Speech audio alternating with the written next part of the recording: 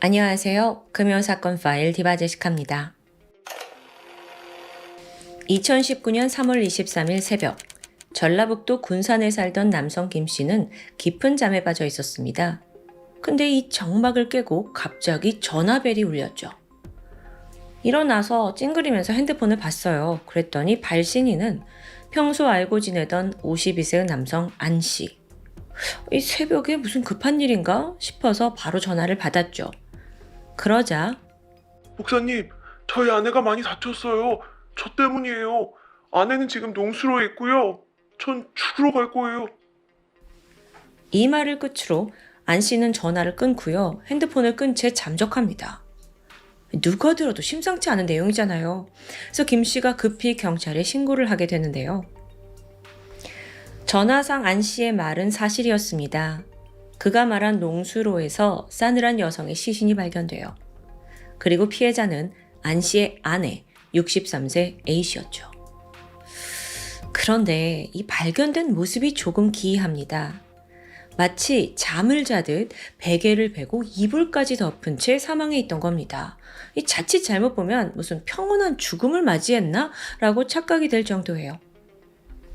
하지만 그 이불을 벗겨낸 순간 경찰들은 경악했습니다. 그녀의 온 몸에 시퍼런 멍과 상처가 막 곳곳에 보이더라고요.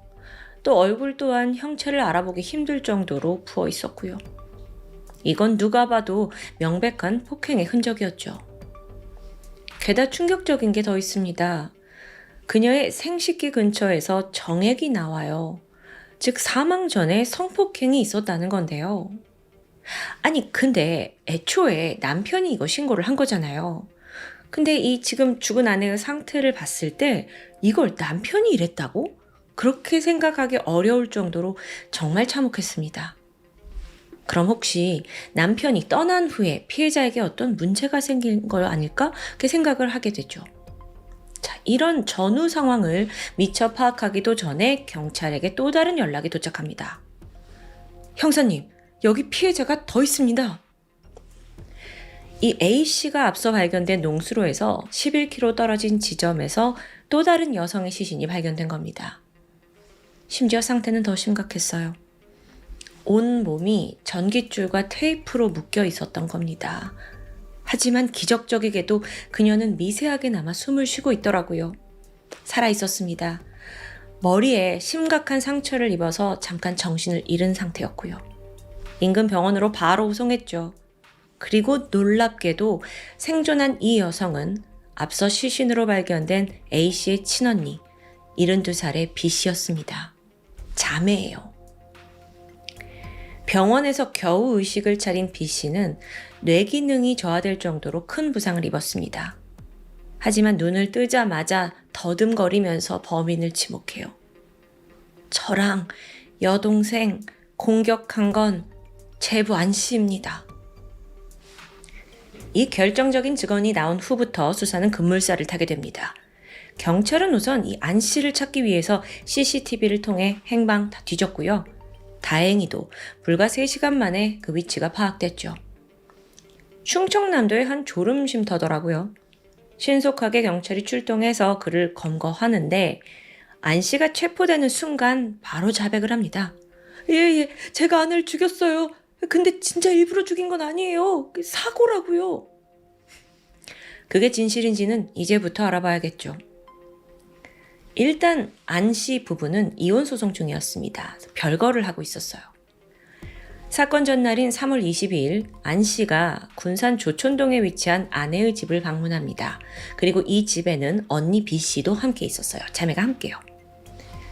이날 남편 안 씨는 아내에게 이러지 말고 집에 돌아와라 라고 강하게 설득합니다. 하지만 아내는 당신이 너무 무섭다 거절을 했고요. 그렇게 두 사람 간 약 30분가량의 말다툼이 이어져요. 그러는 사이에 안 씨는 점점 내가 이렇게까지 부탁하는데도 고집을 안 꺾네? 화가 쌓여갔어요. 그러더니 끝내 주먹을 휘두르기 시작합니다. 그의 무자비한 폭행은 이 60대 아내가 완전히 쓰러질 때까지 계속됐습니다. 그리고 이 집에 지금 언니도 같이 있잖아요. 그래서 언니가 깜짝 놀래가지고 안 씨 팔을 막 잡아당기면서 말렸죠. 근데 언니도 72세입니다. 50대 제부를 제압하기란 불가능했죠. 언니 또한 그대로 바닥에 내동댕이 쳐지는데요. 이때 머리를 부딪혀요. 그러면서 순간 이렇게 몸을 가누기 힘들게 됩니다. 근데 어떻게 해서든지 동생을 지켜야 하잖아요. 그래서 막 필사적으로 기어가서 동생의 몸을 덮어 안게 되죠. 여기에도 안 씨는 아나무인이었습니다. 그리고 계속 폭행을 하는데 그 폭행이요 무려 12시간 동안 이어져요. 다 끝나고 나니까 언니와 동생 정말 간신히 목숨만 붙어 있는 상태였고요. 그렇게 장시간의 폭행을 마친 안 씨는 먼저 언니 B 씨, 거의 정신이 없는 상태인데 언니 B 씨를 방으로 끌고 가서 결박한 후에 장롱 안에 가두게 됩니다. 그리고 다시 쓰러져 있는 아내에게 돌아가서 그녀를 성폭행합니다. 범인은 경찰 조사에서 아니 그때 아내가 잠깐 정신이 돌아왔다. 그래서 우리가 화해를 하는 의미로 성관계를 가진 거다라고 주장을 합니다. 글쎄요. 12시간 동안 남편한테 맞은 상황에서 성관계를 허락했다고요? 이게 상식적으로 말이 안 돼요. 그런데 그 이후의 진술이 중요해요. 안 씨에 따르면 아내가 성관계를 하고 나서 혼자 일어서려다가 넘어졌는데 이때 머리를 부딪히면서 정신을 잃었다라고 주장합니다. 그러면서 안 씨가 뭐라고 하냐면 저는요 정말로 아내가 죽은지 몰랐어요. 그렇게 말을 한 거예요. 근데 좀 앞뒤가 맞지 않죠? 그리고 나서 농수로에 끌고 가서 거기에 유기한 거예요. 아니 정말 아내가 머리 부딪혀서 잠깐 정신을 잃은 거라고 생각했다면 농수로에 왜 갖다 버리죠? 말이 앞뒤가 전혀 맞지 않습니다. 그런데 시신 유기를 한 후의 행적도 가관입니다. 집으로 돌아와서 베개와 이불을 챙겨가더니 다시 농수로로 간 거예요. 그 당시에 안 씨가 이동하는 모습이 CCTV에 이렇게 고스란히 남아있고요.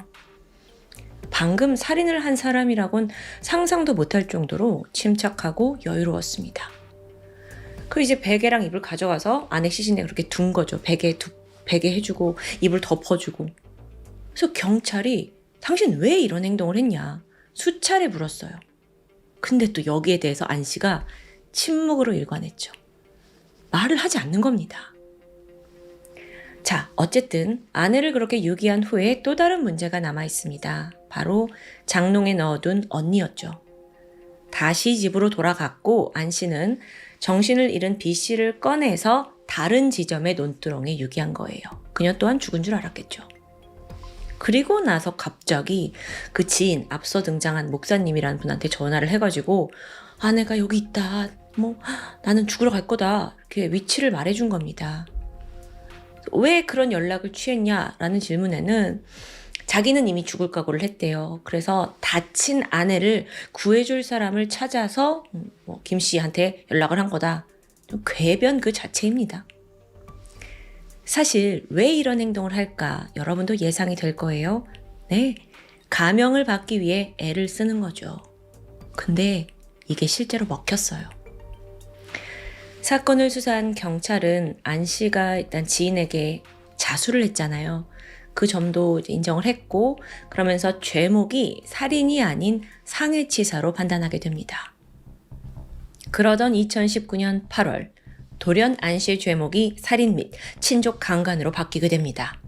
그리고 그것의 발단은 청와대 국민청원 게시판에 올라온 한 게시글로부터 시작됐죠. 그 작성자가 누구였는 줄 아세요? 놀랍게도 범인 안 씨의 친딸 가명 미선 씨였습니다. 미선 씨가 뭐라고 올리냐면 아빠가 새엄마를 살해한 건 우발적인 사고도 상해치사도 아닌 계획적인 살인입니다. 라고 딱 올린 거예요. 자, 우선 이 미선 씨라는 사람 가명입니다. 그녀는 안 씨가 첫 번째 아내와의 사이에서 낳은 딸입니다. 그녀의 친엄마는 7년간 남편의 지독한 가정폭력에 시달렸어요. 결혼 전엔 몰랐는데요. 어느 날부터 너 왜 내 말 안 듣냐? 라는 이유로 손찌검이 시작됐고요. 그게 점점 거세지더니 끝내 주먹을 휘둘러요. 폭행의 수위는 날이 갈수록 높아졌습니다. 어느 정도였냐면 주먹이 아니라 칼로 아내를 찌르기까지 했고요. 또 여기에 성적인 고문까지 일삼습니다. 심지어 자기 이름을 몸에다 문신으로 새기게 해요. 정말 너무도 가혹한 날들이 이어졌고 끝내 미선 씨의 어머니는 가출을 했죠. 안 씨는 아내가 떠나자 길길이 날뜁니다. 그러더니 그 분노가 돌연 어린 자식들에게 향했어요. 미선 씨와 그녀의 언니는 3개월이 넘도록 지독하게 학대를 당했죠. 어느 날은 이 아버지란 인간이 자식들을 매달아 두고 구타한 적도 있다고 해요. 머리에서 피가 나고 피부가 찢어졌지만 아버지는 아랑곳하지 않고 그냥 죽도록 패기만 하는 겁니다. 정말 지옥 같은 시간이었겠죠. 시간이 좀 지나면서 안 씨가 재혼을 합니다. 2번째 결혼이죠. 근데 이게 어떻게 가능한가 싶은데 폭력성을 잘 숨긴 것 같아요. 연애할 때는요. 여하튼 2번째 아내도 곧이어 폭행을 당했고 머지않아 그녀도 가출해요. 그러면서 또 분노는 남아있는 딸들에게 향했죠. 그러니까 이게 쉽게 말해서요. 아내가 있을 때는 아내한테, 아내가 없을 때는 아이들한테 이 폭행이 가해지는 겁니다. 근데 때리는 이유는 항상 같아요. 감히 내 말을 거역해? 네가? 이런 이유예요. 그렇게 2번째, 3번째, 무려 4번째 아내까지 바뀌었고요. 그 사이에 태어난 6명의 자식들 또한 지속적으로 학대에 노출되면서 성장합니다. 와, 근데 여러분 더 충격적인 게 있습니다. 이 사람 가정폭력만 저지른 게 아니더라고요. 2001년부터 2009년까지 약 8년간 경상북도 영주와 경기도 일대를 돌아다니면서 젊은 여대생, 주부까지 총 6명을 연쇄 성폭행한 전과가 있습니다. 더러워 죽겠어 아주. 이 사건으로 체포가 됐죠. 그래서 8년형을 살았고 2008년 3월에 출소를 합니다. 그리고 불과 1년도 채 지나지 않아서 5번째 아내 A씨를 살해한 겁니다. 와. 자, 이 5번째 아내, 이 2사람의 재혼 과정을 좀 알아보면요. 안 씨가 출소를 했어요. 그리고 나서 자신보다 11살 연상인 60대 여성 A씨와 결혼에 성공합니다.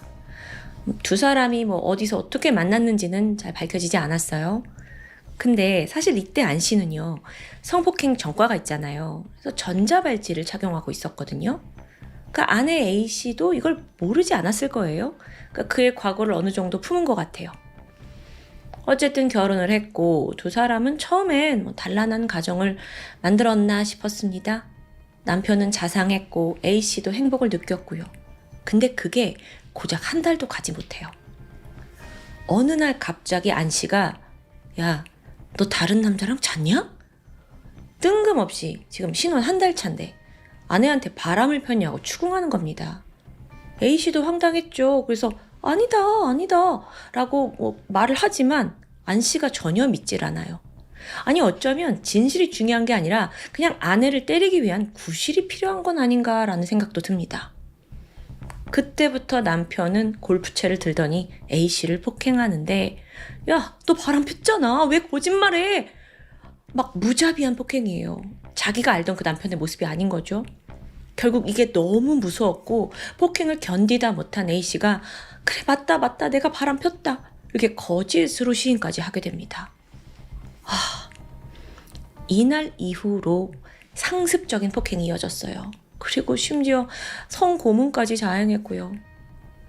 A씨는 와 내가 이거 완전 속아서 결혼했구나 싶었고 머지않아 집을 나오게 됩니다. 그리고 무서웠는지 접근 금지 가처분 신청까지 해요. 당연하죠. 지금 막 골프채 들고 따라오는데.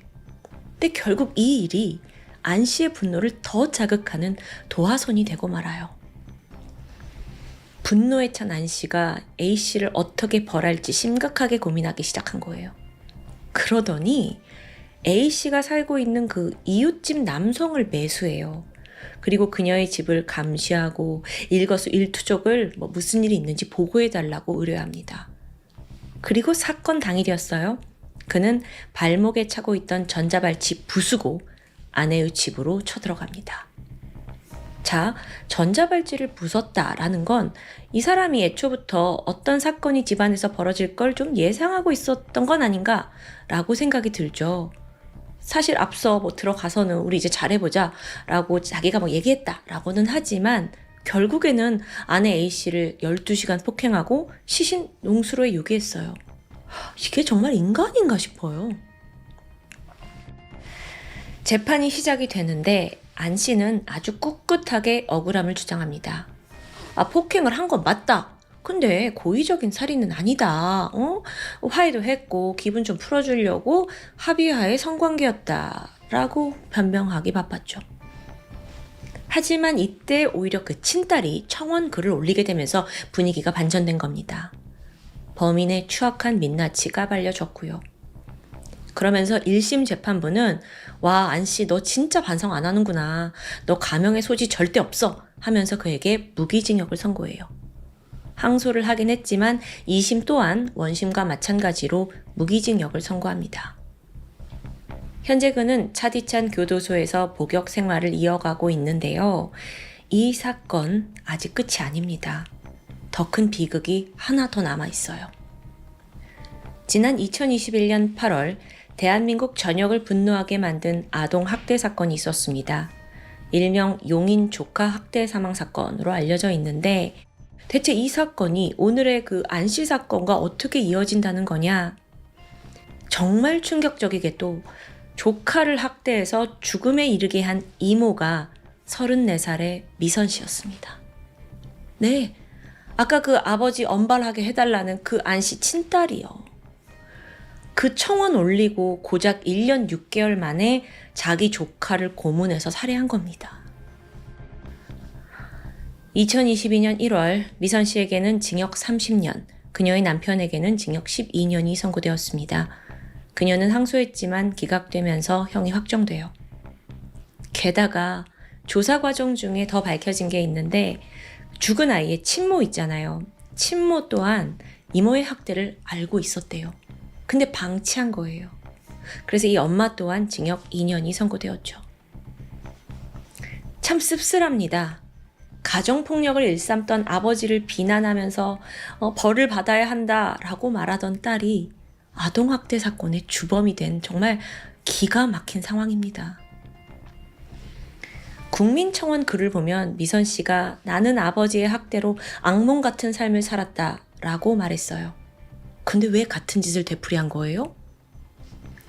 여기에 대해 전문가들은 계속적으로 학대 속에서 성장한 그녀가 자녀를 제대로 양육하는 법을 배우지 못한 게 아닌가라고 분석합니다. 그러면서 자기가 배운 대로 똑같이 폭력으로 아이를 대했다라고 보는 거죠. 물론 학대를 당한 모든 사람들이 이러진 않아요. 불운했던 과거를 가지고 그 사람한테 면죄부를 줄 수는 없다고 생각합니다. 오늘 사건 저도 참 헉헉거리면서 달려왔습니다. 이건 마치 드라마에서나 보던 사람들 같아요. 폭행에 성고문, 또 대를 잇는 학대와 살인까지. 이래서 귀신보다 사람이 더 무섭다고 하는 게 아닌가 싶습니다. 비록 이렇게 살벌한 세상 범죄사를 듣고 계시지만 여러분만큼은 평온한 하루를 보내셨으면 합니다. 지금까지 금요사건 파일 디바제시카였습니다.